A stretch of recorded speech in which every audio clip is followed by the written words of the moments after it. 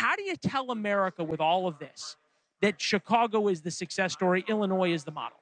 Well, let me say this. You tell me I only have 5 minutes on your show, and before you tossed to me, you went through a whole lot of facts. A lot of those facts are incorrect. Okay. If you look at the facts, if you look at red cities, out of the top 10 most dangerous cities right now, 7 of them are in red states. 7 out of 10. I've heard that. Crime is going on all across America, not Okay. just in Chicago. In fact, we've seen double-digit declines in crime in Chicago 2 years in a row. What we have done in collaboration with the mayor, in collaboration with business partners, is we've invested in violence prevention programs that have actually worked. They're driving down crime. We're a big city in America. We have crime just like other states do.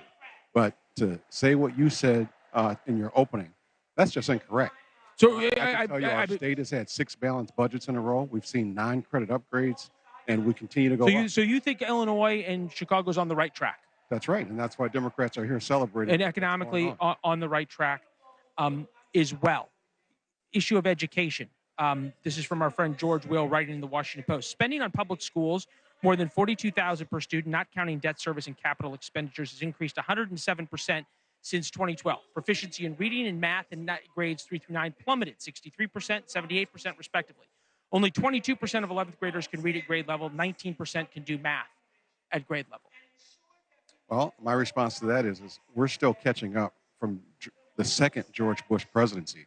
No Child Left Behind actually left a whole lot of children across this country behind. And what we need is the federal government, with Kamala Harris as president and Tim Walz as vice president, to keep the Department of Education, not eliminate it like Trump wants to do with Project 2025. And we need the Department of Education to invest in schools all across America, but particularly in cities like Chicago. So you think the problem's money? Resources is very much important part of this. So $24,000. Hold on, $24,000 per student per year. How much do y'all need? Well, I've seen your facts when you open the show. I don't know if that's accurate or not, but I can tell you that in urban cities like Chicago, schools are underfunded, and the federal government can do a better job at helping us with that, Leland. And so you think what the Trump administration wants to do is eliminate the Department of Education. We don't need to eliminate the Department of Education. We need to keep it. We need to put more resources in there that'll flow to the states. Flow to the states and then down into the cities you would see it. That's right. I think it is.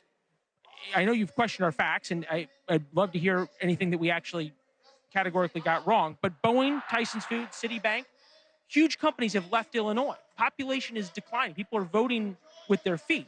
That statistic and graph about the population now to the 1920s, we got from the city of Chicago's website. Well, I can tell you all the companies that are coming to Chicago. Oh, go ahead. We just announced a huge multi-billion-dollar project in quantum. We're going to be the quantum capital of the world. What is quantum? You don't know about quantum computing? Oh, quantum chip computing. company? We're going to have a quantum campus on the lakefront in Chicago. Multi-billion-dollar investment just announced a couple of weeks ago. We're going to be the EV capital of the world. You know, you just saw Rivian announce, they're increasing the size of their factory in Bloomington. We have Lion Electric in Will County. We have Stellantis reopening the Belvedere plant.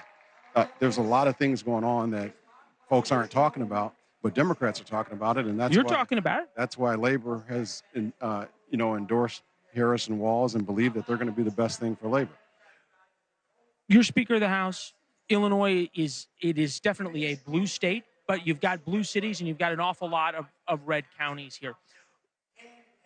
America has, and we say this almost every election, has never been more divided. If there's a guy who knows how to work across the aisle, it would be you down in Springfield.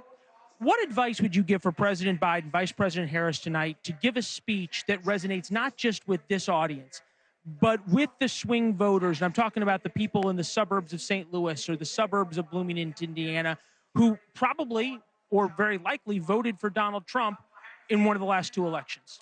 Well, I think, Vice President Harris and Governor Walz are going to show America, not just today, but every day, the difference between their vision and the other ticket's vision.